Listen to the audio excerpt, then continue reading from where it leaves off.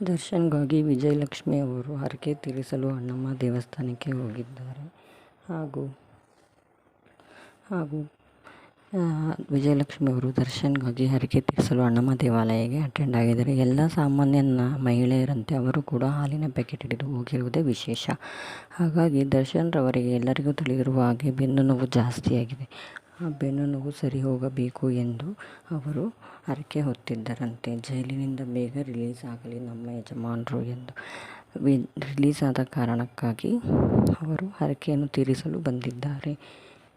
ವಿಜಯಲಕ್ಷ್ಮಿ ಅವರು ಏನೇ ಮಾಡಿದರೂ ಪವಿತ್ರ ಗೌಡರವರು ಎಲ್ಲದಕ್ಕೂ ಅವರಿಗೆ ಟಾಂಗ್ ಕೊಡುತ್ತಲೇ ಇರುತ್ತಾರೆ.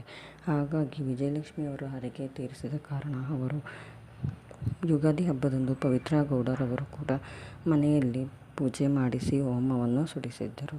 ದರ್ಶನ್ ರವರು ಕೇರಳಕ್ಕೆ ಹೋಗಿ ಶತ್ರು ಸಂಹಾರ ಪೂಜೆಯನ್ನು ಮಾಡಿಸಿದ್ದರು. ಹಾಗಾಗಿ ಪವಿತ್ರ ಗೌಡರವರು ಅದನ್ನೇ ಮಾಡಿದ್ದರು.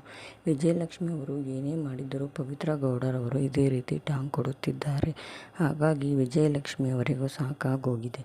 ದರ್ಶನ್ ರವರು ಇದಕ್ಕೆ ಏನು ಹೇಳುತ್ತಾರೆ ಎಂದು ನೀವೇ ತಿಳಿಸಬೇಕು.